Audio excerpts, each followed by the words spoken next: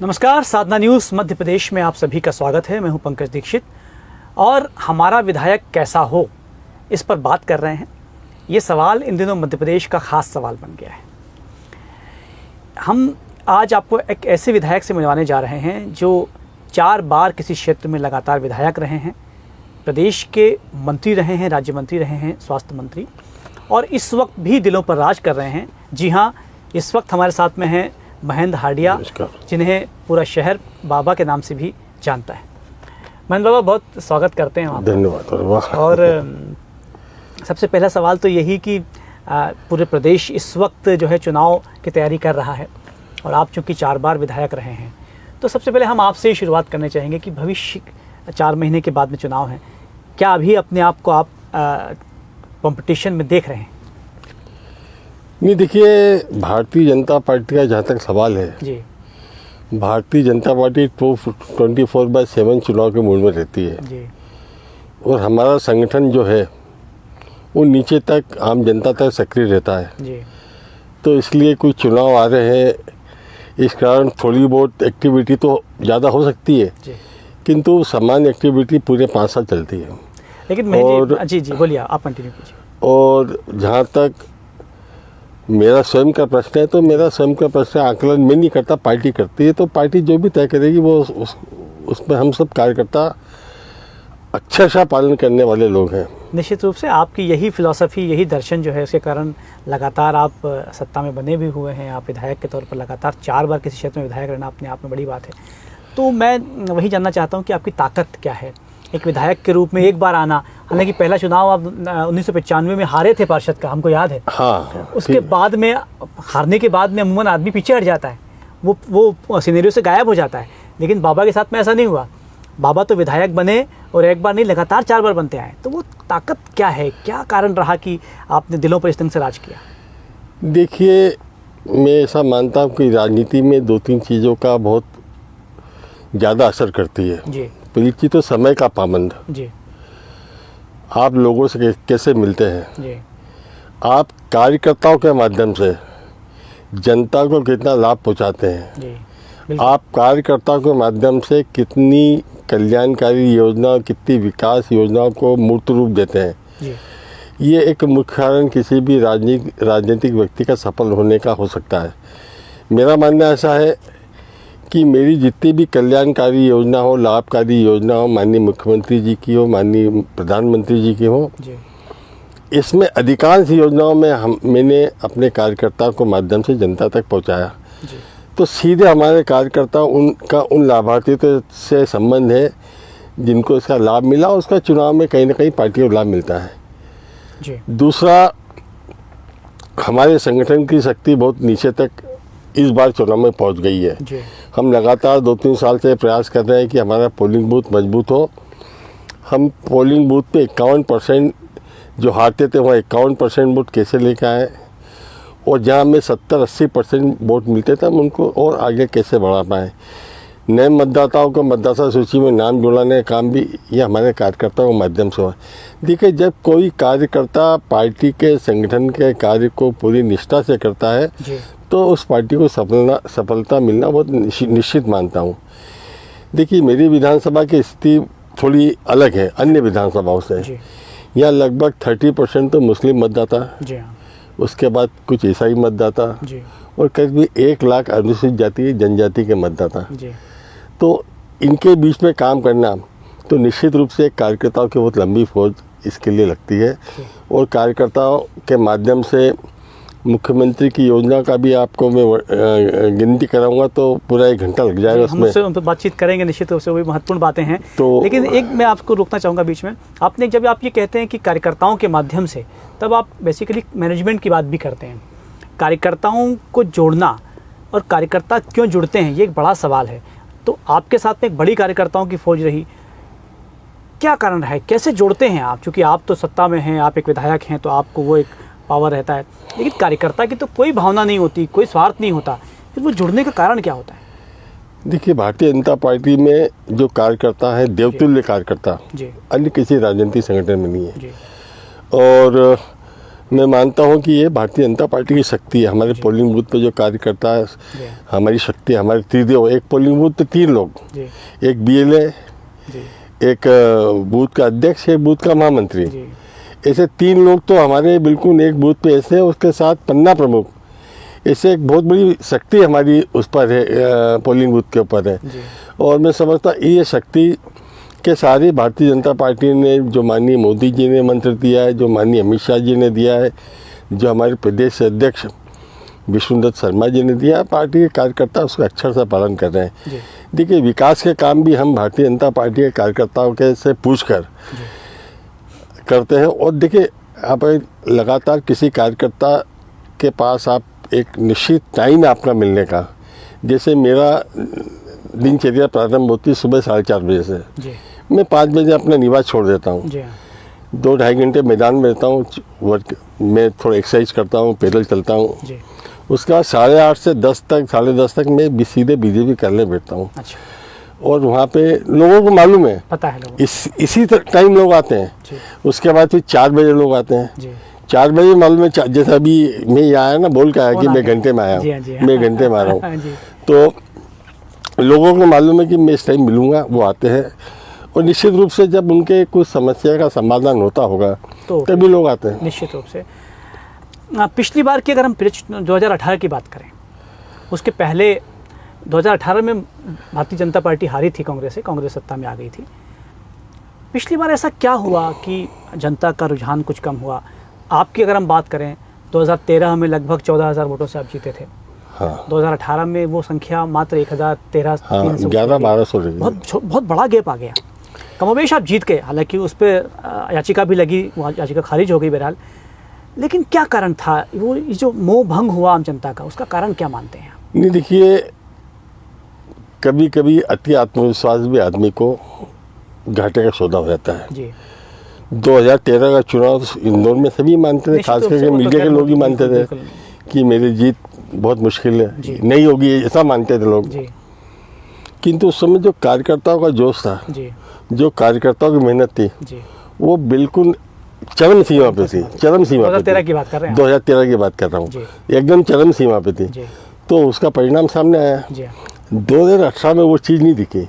लोग मान के बैठ गए थे कि मैं चुनाव जीत रहा हूँ। एक कहने का एक मुझको लगता है मुख्य कारण इसका ये था। ये आप मानते हैं? भाजपा की अगर हम बात करें तो आपने अभी पहले, आपने जब शुरुआत की तो आपने कहा कि 5 साल लगातार काम करती है। ठीक है, चुनाव आते हैं तो कुछ हरकत बढ़ जाती है, लेकिन इस बार ऐसा तो नहीं है, क्योंकि यदि हारा हुआ व्यक्ति होता है, भाजपा हार गई थी, उसके बाद सत्ता में आई, ठीक है, वो किन कारणों से आई वो अलग मसला है, लेकिन आपको लगता है इतना आसान तो नहीं होता है हारने के बाद फिर से जीतना? इस बार क्या ताकत है जो भाजपा को सत्ता में लेकर आएगी? देखिए, इसका मुख्यतः 2-3 कारण मानता हूँ जी। एक तो अखिल भारतीय स्तर पर जो प्रधानमंत्री का काम है जी, जो प्रधानमंत्री की छवि है जी, और जो देश की जनता उनमें देख रही है माननीय प्रधानमंत्री के अंदर, निश्चित रूप से एक कारण ये भी है। जी। दूसरा, हमारे मुख्यमंत्री माननीय शिवराज सिंह चौहान जी। जिस तरह एक एक लाभार्थी को योजनाओं का लाभ पहुंचा रहे हैं, एक एक बहनों को, लाडली बहना हो चाहे लाडली लक्ष्मी हो, कितनी सारी योजनाएं, चाहे हमारी प्रसूति सहायता हो। देखिए, कुछ चीज़ें तो माननीय कमलनाथ जी ने बंद कर दी थी। प्रसूति सहायता बंद कर दी थी, संबल योजना बंद कर दी थी, जो गरीबों का हक की चीज़ थी वो माननीय कमलनाथ जी ने उसको बंद कर दी थी। उसको माननीय शिवराज सिंह जी ने पुनः प्रारंभ किया। तो इन सबका चुनाव में लाभ मिलेगा। और दूसरा, किसान, जो किसान के 2 लाख का कर्जा का माफ था वो धरातल पर नहीं उतरा। किसी किसान का 2 लाख का कर्जा माफ नहीं हुआ। तो कहीं ना कहीं कांग्रेस अब जो वादे करेगी वो वादे पे जनता विश्वास नहीं करेगी। अब जैसे उन्होंने बोला कि हम 1500 देंगे, 3,000 रुपये दे देंगे लाडली वो बहनों को 3,000 रुपये देंगे, नहीं 1500। जी हाँ, पहले 1000 का शिवराज जी ने कहा, फिर उन्होंने 1500 का कहा। तो माननीय मुख्यमंत्री जी ने 1000 दे ही दिए। जी जी जी। उन्होंने तो 3000 तक की घोषणा कर दी। तो देखिए, इसलिए कांग्रेस के बहकावे में, कांग्रेस की चाल में इस प्रदेश की जनता नहीं आएगी और यहाँ पुनः भारतीय जनता पार्टी की सरकार बनेगी। जी महेंद्र जी, क्या अभी आपने जो बात कही उससे एक और प्रश्न उठता है, ये और ये बहुत ज्वलंत सवाल है, पूरे देश में सवाल है, बल्कि पूरी दुनिया में सवाल उठ रहा है ये कि फ्रीबीज करना, लोगों को निःशुल्क चीज़ें प्रोवाइड करना, फिर वो भोजन हो, फिर वो स्वास्थ्य सेवाएं हों, फिर वो लाडली बहना में पैसे डालना हो, फिर किसानों का कर्ज माफ़ हो, ये ऐसा लगता नहीं आपको कि एक वर्ग है जो मीडियम क्लास है, वो सोचता है कि ये हमारा ही पैसा है जो कहीं दिया जा रहा है?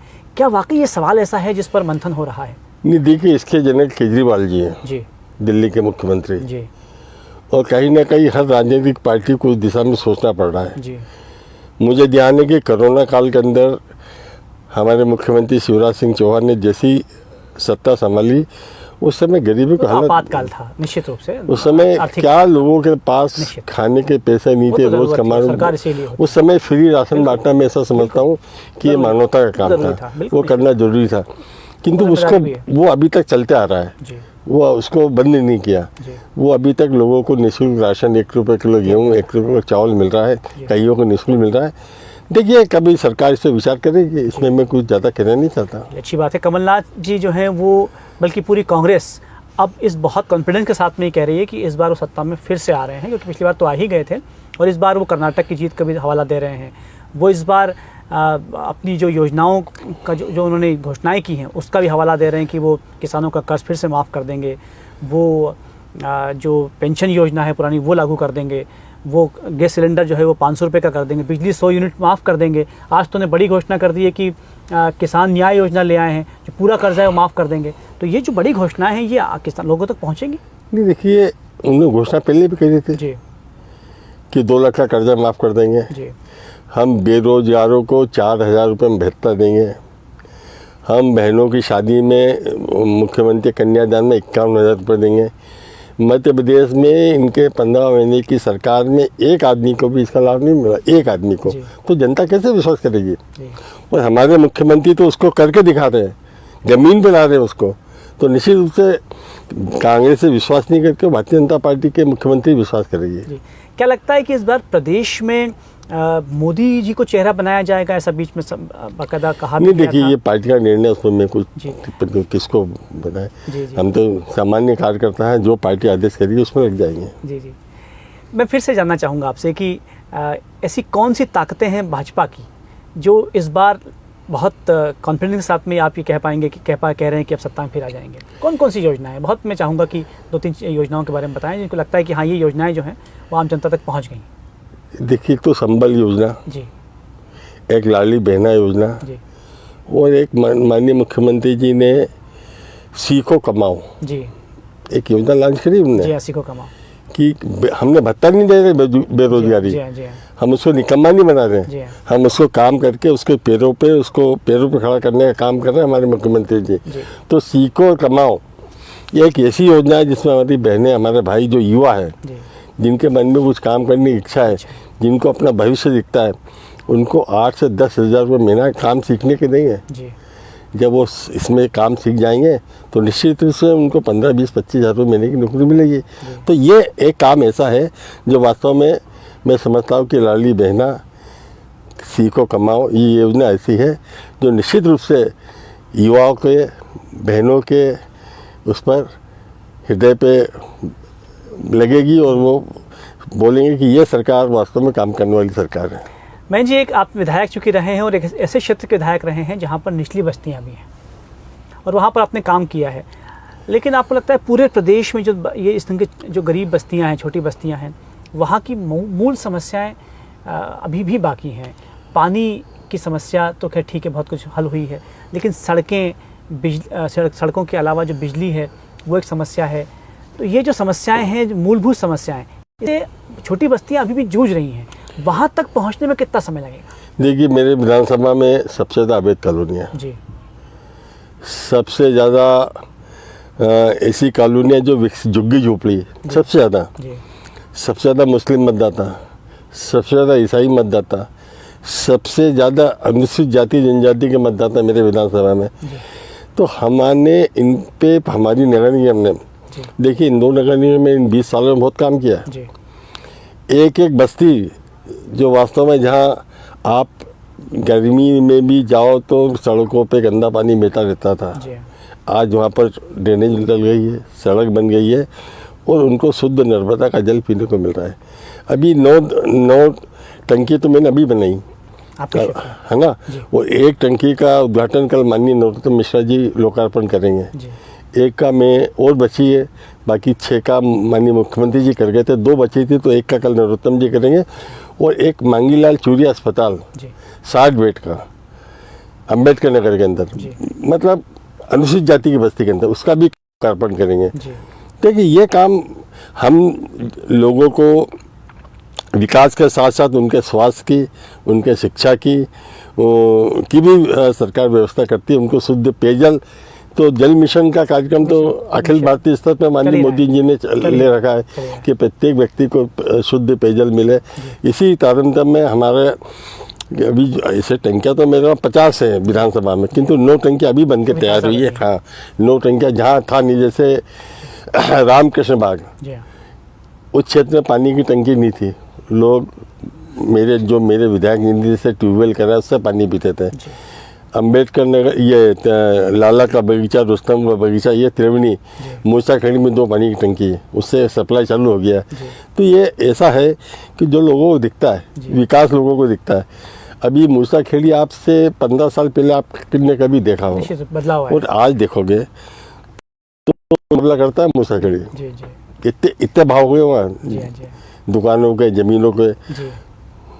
ज़मीनों के भाव पे आपने बात कही है, तो ये एक और सवाल है। हालांकि ये चूँकि आप एक अनुभवी नेता हैं, उससे बात कर रहा हूँ कि शहरों में ज़मीनें इतनी महंगी होती जा रही हैं कि आम आदमी के बस में नहीं है। गरीब तो खैर सोच ही नहीं सकता, मीडियम क्लास व्यक्ति भी जो है वो यहाँ घर बनाने के नहीं सोच सकता। सब जो बड़ी मछलियाँ हैं, जो बड़े बिल्डर्स हैं, उनके कब्जे में आती जा रही है। इस पर क्या एक विधायक के तौर पर सोचा है आपने?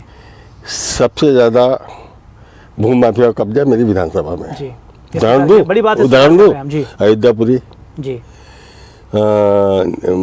महालक्ष्मी नगर, श्री महालक्ष्मी नगर जी, और श्री राम रघुवंशी कॉलोनी, राजगिरी, इन सारी कॉलोनियों को भूमि माफिया से छुड़ाकर उनको कब्जा दिलाने का काम किया है। इनकी संख्या कितनी आपको मालूम है? 10,000 लोगों को तुम कब्जा दिला चुके हैं, 10,000 लोगों को। लेकिन अभी भी कब्जा तो है? अभी भी है ना। नहीं, कब्जा तो हो गया उनका। जैसे आपके पास रजिस्ट्री, आपका कब्जा हो गया उसके अंदर। अब उसको वैध होने की कार्रवाई चल रही है। वो वैध हो जाएगी तो नक्शा पास करा के अपना मकान बनाएंगे। उनको विधिवत कब्जे का कागजात कलेक्टर ने सौंप दिए हैं। लेकिन शहर में और भी जगह कब्जे हैं। अब देखिए, ये तो मानव स्वभाव है, तो चलता रहेगा, ये तो चलता रहेगा। किंतु मैंने इस पे लग कर, अब तुलसी नगर वेद कॉलोनी थी जी, उसको अवैध कर दिया जी। अब उसको वापस लाइन पर लाके हम वैध करने जा रहे हैं। जी जी जी। यानी आप जो कह रहे हैं कि एक आम आदमी की समस्या से के लिए यदि व्यक्ति लड़ेगा तो वो दिलों पर राज करेगा निश्चित रूप से, और जैसा महेंद्र भाटिया जो कर रहे हैं। महंगाई को लेकर भी देखिए एक बड़ा सवाल है कि मध्य प्रदेश में आप चलिए सरकार जो है वो लाडली बहना के रूप में पैसा दे रही है, किसानों को दे रही है, लेकिन महंगाई के रूप में गैस की टंकी जो है वो 1000 रुपये की हो गई है, पेट्रोल 108 रुपये का हो गया है।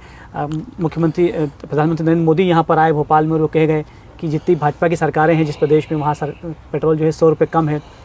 महंगाई एक बड़ा मुद्दा है जो आम आदमी की पॉकेट पर डाका डाल रहा है, परेशान है आम आदमी। एक नेता के रूप में, विधायक के रूप में आप देखिए, कुछ समस्या ऐसी होती है जो ग्लोबल होती है जी, जो पूरी दुनिया जिसको झेल रही है, किंतु इस समस्या का समाधान अपना देश कैसे कर रहा है जी। अपने पड़ोसियों को देखिए, पाकिस्तान को देखिए, श्रीलंका को देखिए, वो दूसरे अन्य शक्तिशाली संपन्न राष्ट्र को देख लीजिए, अमेरिका की महंगाई देख लीजिए, यूरोप की महंगाई देख लीजिए, कि पाकिस्तान और श्रीलंका, वहाँ का जीवन पैसा मूल्य पैसा भी तो बढ़ गया है। तो श्रीलंका और पाकिस्तान से तुलना नहीं कर रहा हूँ, किंतु इन सब की तुलना में देश के अंदर महंगाई कंट्रोल में है। विस्फोट नहीं हुआ महंगाई का, माननीय मोदी जी ने उसको कंट्रोल में कर रखा है, कोई हाहाकार नहीं है। हाँ, महंगाई पिछले के समय की तुलना में थोड़ी बढ़ी है, किंतु आदमी इसको सहन कर रहा है, वो आदमी के कंट्रोल में है। ऐसा नहीं कि विस्फोट हो गया कोई महंगाई का जी, जी, जी। जो कांग्रेस के हमारे मित्र चिल्लाते हैं। जी जी, मैं वही सवाल भी कर रहा था कि भाजपा बड़े इत्मीनान से कहती है कि महंगाई कंट्रोल में है, कांग्रेस कहती है कि महंगाई का विस्फोट हो गया है। तो ये दो विचारधाराएं कैसे हैं? आम आदमी कैसे विश्वास करें? एक में कुछ जो खाने पीने की चीज़ें, वो चाहे कांग्रेस अपने समय का और आज के समय का रेट के अंतर देख ले कितना है, तो उनको मालूम पड़ जाएगा। जी जी जी। जो सर्वेक्षण हैं उन पर विश्वास करें या आप जो कह रहे हैं उस पर विश्वास करें? सर्वेक्षण कह रहा है कि देश में महंगाई तो बढ़ रही है। हाँ, मैं बोल रहा हूँ ना जी कि पिछली समय से थोड़ी महंगाई है, किंतु ये वैश्विक समस्या है, ये कोई अपने देश की समस्या नहीं है। जी जी। चलिए, क्या लगता है आपको इस बार चुनाव में भाजपा कितने वोटों से कितने से जीतने वाली है, कितने रेशियो? देखिए, पिछले बार भी भारतीय जनता पार्टी कायदे से जीती थी। जी नहीं, कायदे से नहीं, कैसे? कायदे से मतलब कायदे से ये है कि कांग्रेस से टोटल वोट आप देखेंगे मध्य प्रदेश की जनता ने भारतीय जनता पार्टी को ज़्यादा दिए थे, किंतु सीटें हमारी 3-4 कम दे गई थी। यही अंतर था ना। टोटल वोट तो कांग्रेस से ज़्यादा था भारतीय जनता पार्टी का, किंतु सीटें कम हो गई थी।